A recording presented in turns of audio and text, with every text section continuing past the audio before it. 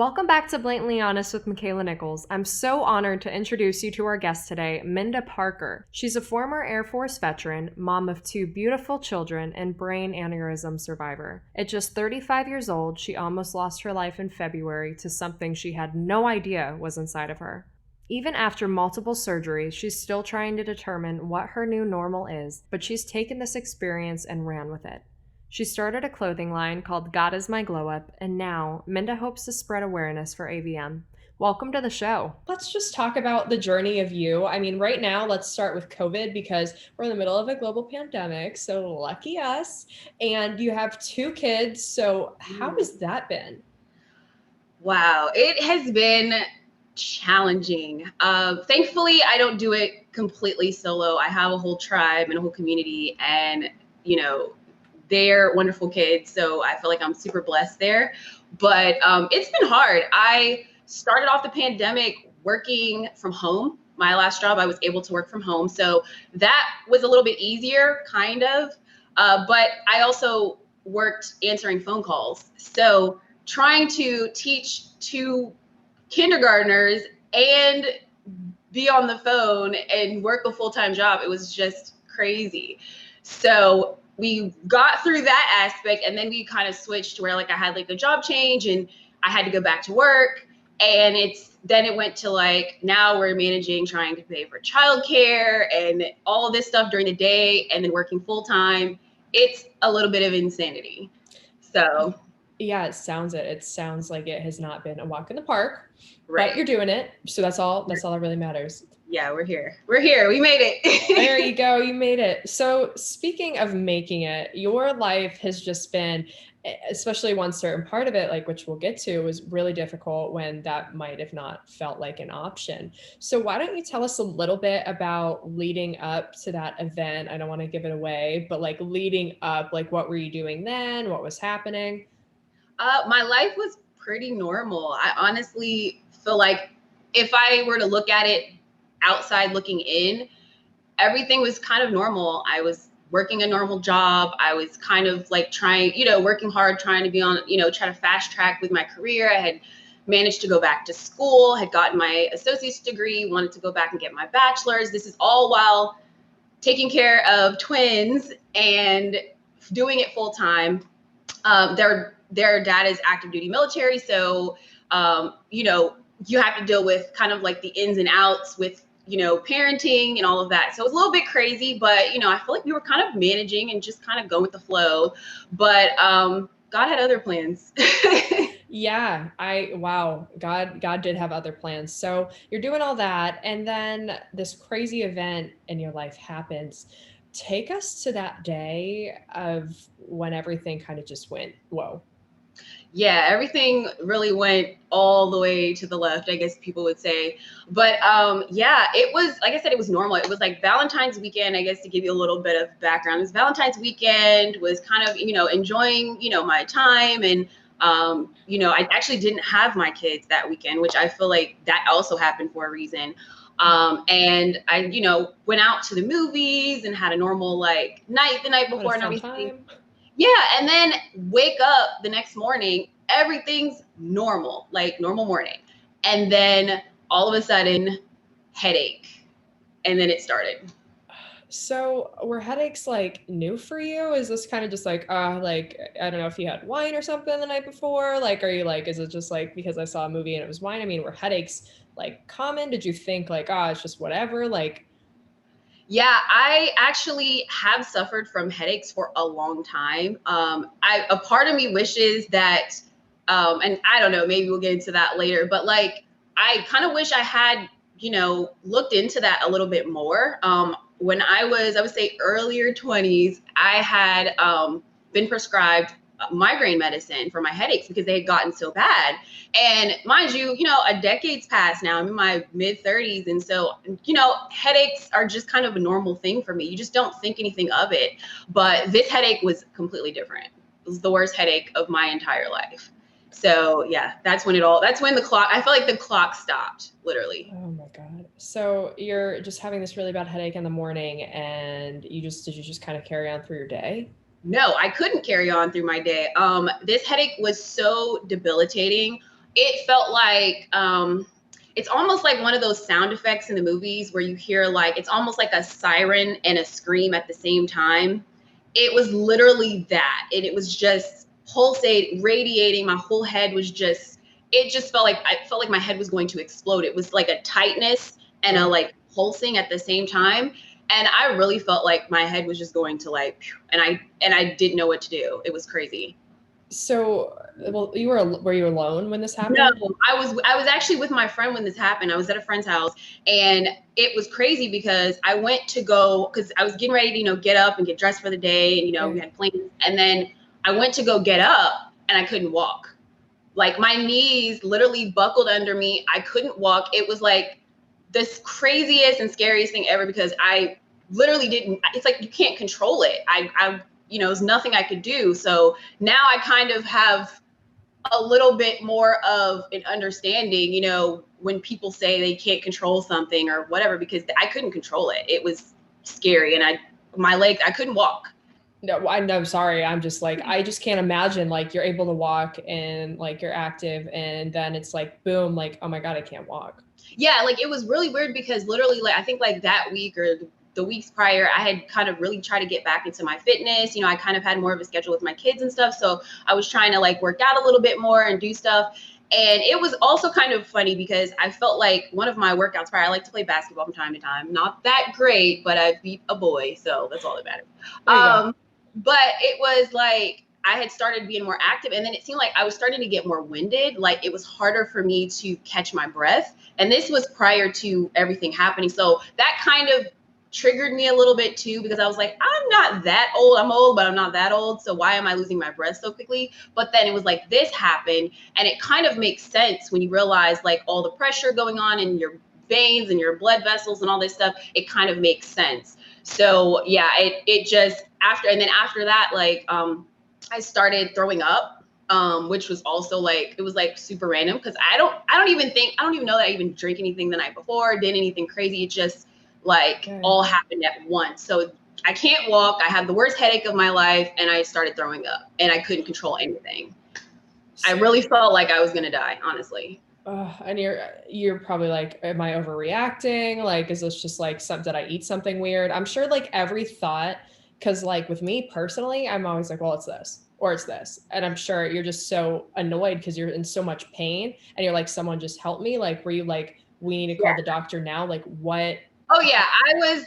And here's the thing about it, and it's interesting because there are signs when people are having a stroke, and it's something that we really don't pay much attention to. I've had several family members that have had strokes, and I've seen other people in situations where they've had strokes, and you don't realize that that's what it is. It's not like someone's holding up a sign like, "Hey, you're having a stroke." You have really weird things that happen to your body, and you're like, "What in the world? I don't understand." And so for me, I was talking to my friend. I'm like, I need help. I was like, help me. I remember in my head, I'm yelling these things, and I'm like trying to yell and say, help me, please help me.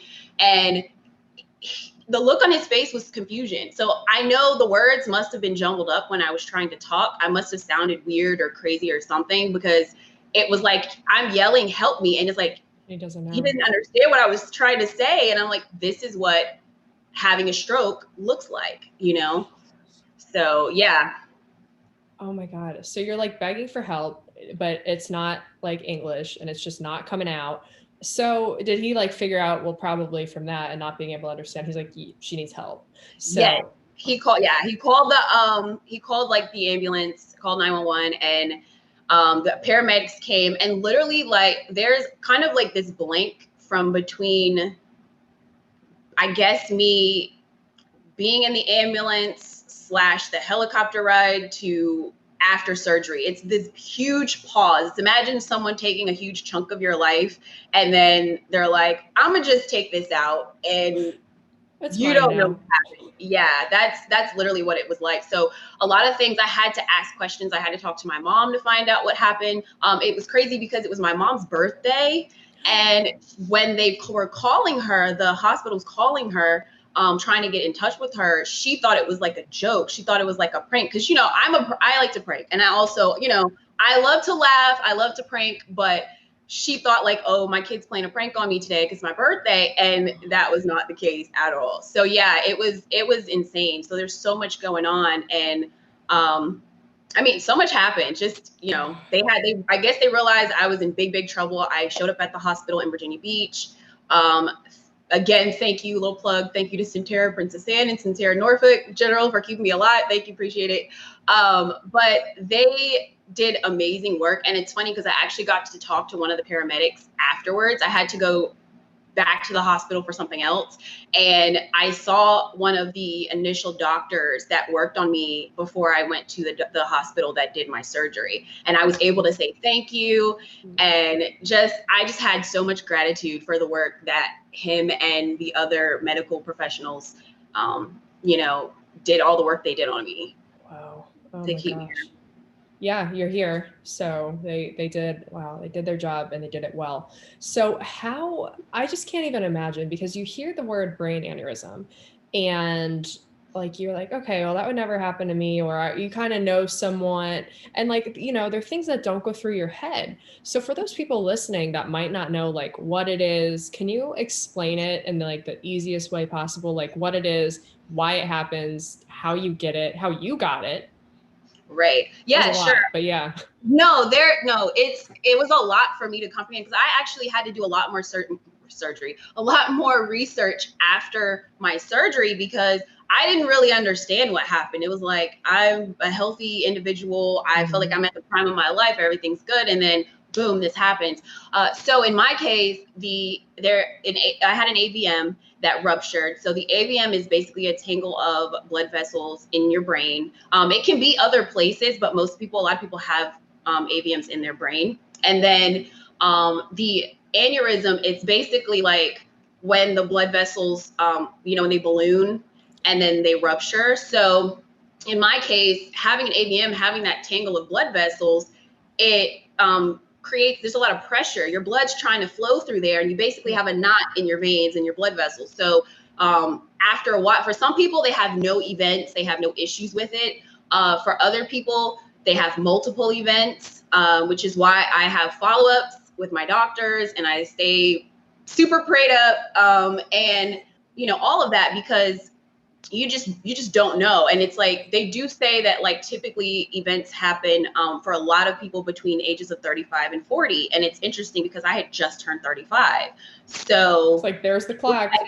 it's like, boom, clock started, and that was it. So now, mind you, it can happen at any time. I mean, I've seen situations, and sadly so, but I've seen a lot of, you know, fortunately more survivors in the stories that I've seen with the children.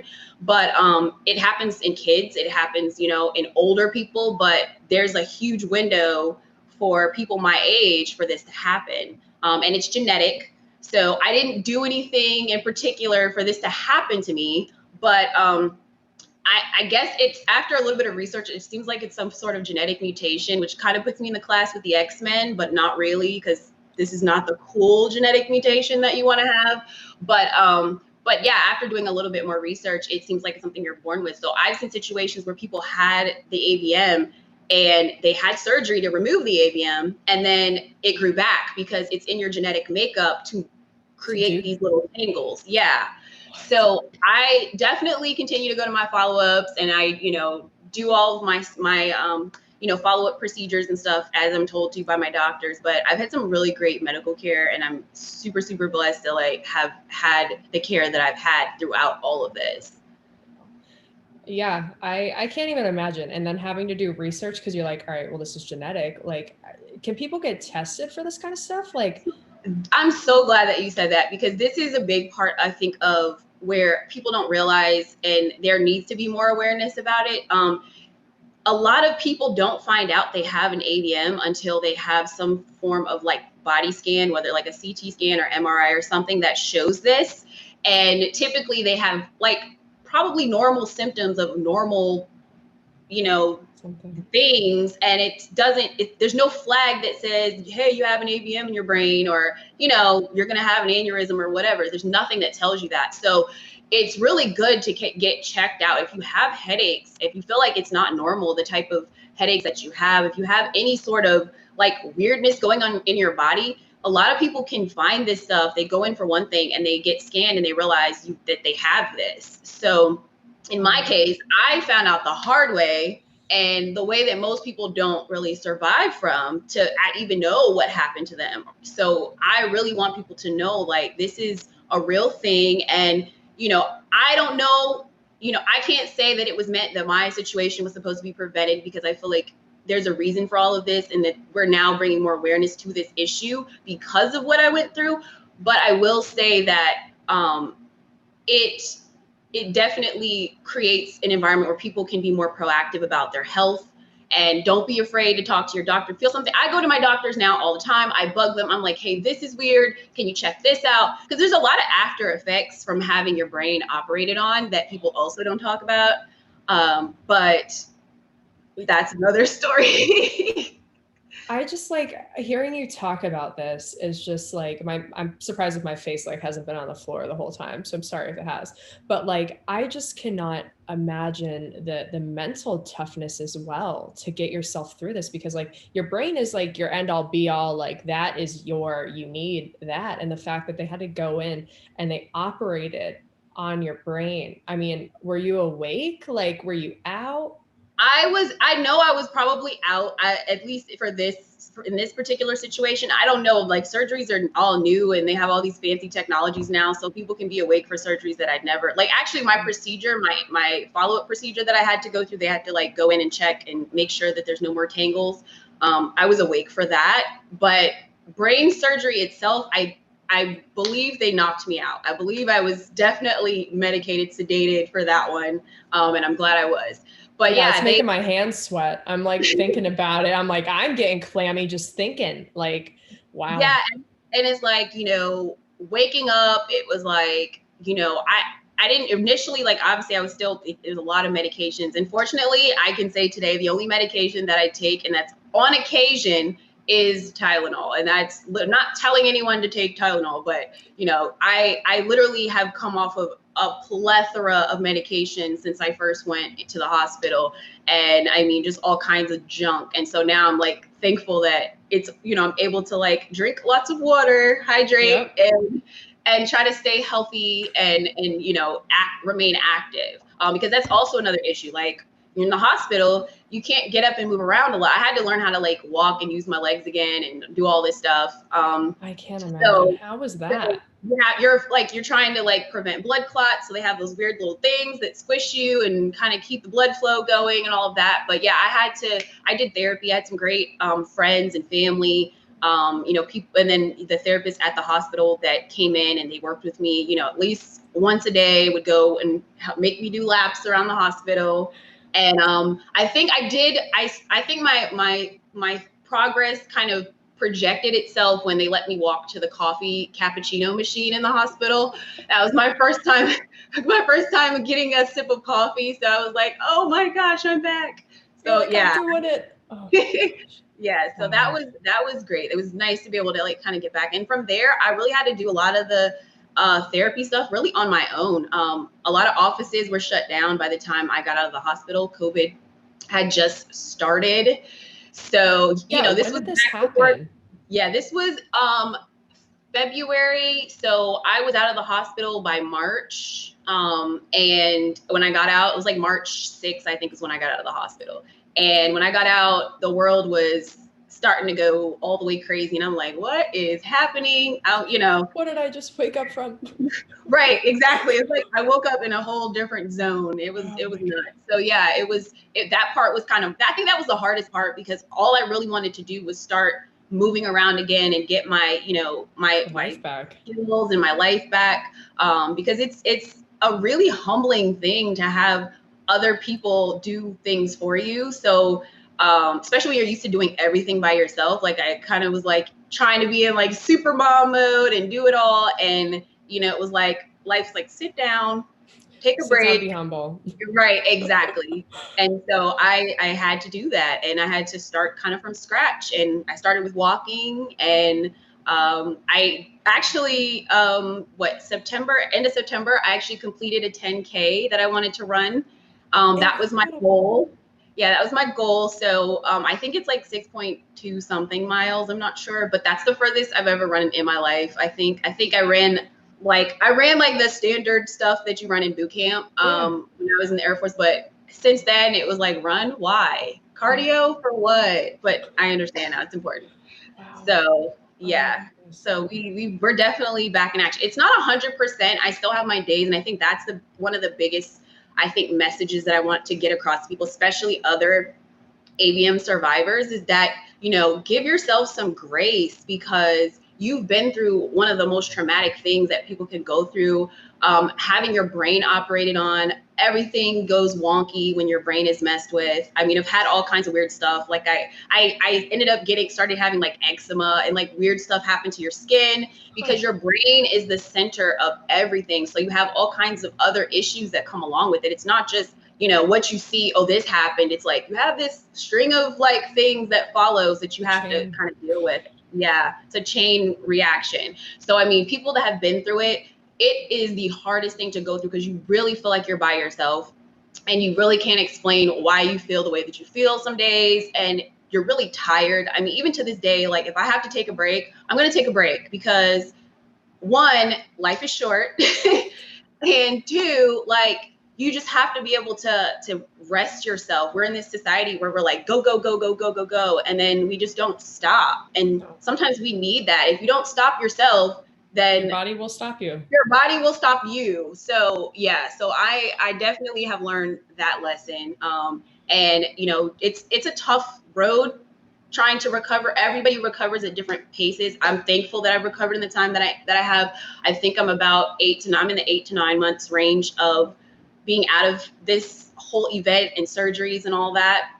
But if it doesn't happen in one time window, or the window that you think it's going to happen, just give yourself time, give yourself, like I said, give yourself some grace, as my therapist would say, and seek help, because, when you go through things in life, we need help, and we're oftentimes afraid to ask for it. We feel like nobody wants to ask for help. Like, you don't want people to know I need help. You just kind of want to be like, I got it, and it's okay if you don't, you just have to know your tribe and know your people that you can talk to, that will let you vent to them and, get it out.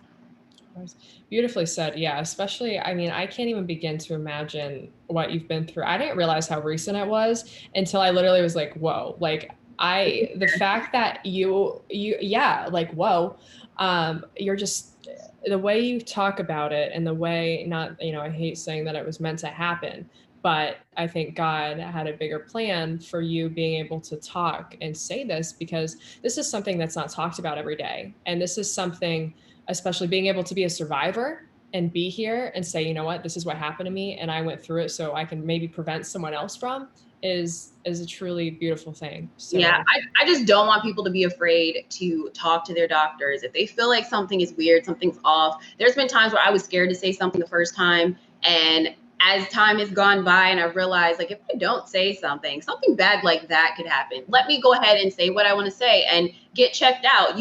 If you're paying for medical care, and I know that's a whole nother topic in our country right now, but if you are paying for medical care, healthcare, like you're allowed to use it, and use it when you need to. And, go to the doctor when you need to go to the doctor. Take your days, because if you don't take those days to go get yourself checked out, you may not have another one behind it. Yeah, amen to that. I think all of us are so like, oh, there's nothing wrong with me, or oh, I'm fine.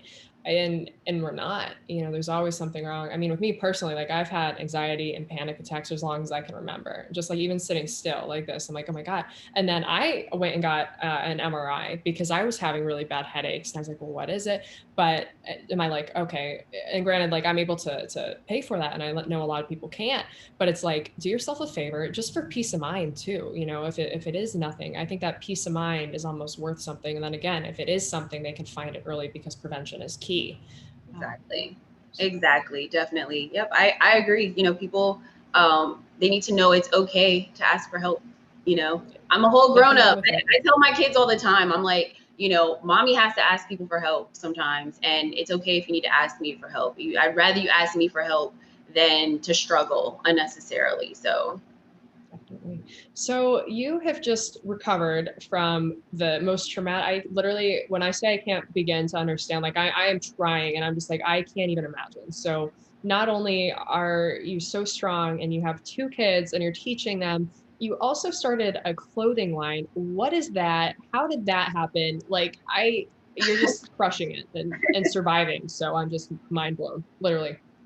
Yeah, so I did, shameless plug. I did start my clothing line. God is my glow up, and it's a very simple message. And I also have now tried. I'm definitely trying to incorporate some of my kind of my roots when I grew up. I lived there were pretty much my whole neighborhood spoke Spanish. So Dios es mi brillo. I'm not sure if I'm saying that properly, so someone can correct me if I'm saying it wrong. But I definitely grew up in a neighborhood. A lot of my friends were Mexican, and a lot of Spanish just around, and that was actually kind of incorporated in my earlier elementary years. So a lot of people, spoke Spanish, and that's kind of normal. So I wanted to incorporate that in my clothing line, but really, I just wanted to share the message and my story because I feel like we're just oversaturated with so much negativity, and there's so many bad things that we can focus on. And my biggest thing as of late is like eliminating distractions and trying my best to just kind of focus on the goal. And in that, we just don't have room for the negativity. It's not to say we don't need to pay attention to things that need our attention in life, but I'm definitely a work in progress, but I am working so hard to eliminate some of those anxieties and those stresses and those things, because a lot of it is pushed on us because of the negativity that we have around us. And all it does is makes us go like this. Yeah, we're going crazy. So I just wanted to have something that could share the message. And also I've had medical bills. So it's one of those things where it's like, Best of I both can worlds. share my message and you guys can support a good cause at the same time. And, we all win. So I'm just glad to be able to like share my story. And so, yeah, you can go to godismyglowup.com. I'm pretty much on all the social media platforms for the most part right now. I love to post a scripture every day. I usually do it on my Instagram and my Facebook. So you can probably find me on there somewhere. And I just like to encourage people because I feel like we don't get enough of that. Like, it's nice when someone says, hey, you got this. Hey, look forward to the hope in your future, and I know that I have hope in my future because I have God, and he's honestly held me down better than anybody else in my entire life. So You and me both, sister. Yeah. And God really, I just like, I always say God gives us, and I don't say it, someone says it, but I repeat it. They always say God gives his toughest of battles to his strongest of soldiers. And so he gave that to you. And I got chills because you were in the Air Force too. So, yeah. And it's I wanted to definitely give a little bit of a shout out to my friend Brandy Benson, who you may also have known. She has a book called The Enemy Inside Me, and I absolutely love her bravery and courage in telling her story. She kind of catapulted me to be able to share my story because just you have to be vulnerable, and a lot of times, especially if you've been in the military or you're supposed to look tough or be strong, you're not really supposed to like display your problems. And and even if people look at you like, oh, well, you're athletic or you played sports or you did this or whatever, like you're exempt from any health problems. And it's like, no, that's not the way that works. LOL. So I wanted to say kudos to her, and yeah, definitely go check out her book, The Enemy Inside Me. It's available on Amazon. But yeah, she definitely encouraged me throughout my journey to keep going. So she's a cancer survivor, so she's tough. You both are. You both are. And you're terrific, wonderful women that just have such a powerful story. And I never get tired of hearing people that have been able to overcome their hardest of days and their darkest of days. So thank you so much for being on. And God is my glow up, everyone. Check it out. It's really cute. So if you're listening to it, I can see the shirt and it's beautiful. If you're watching YouTube, well, you already know. So thank you again for being on. Be bold, be you, and be blatantly honest.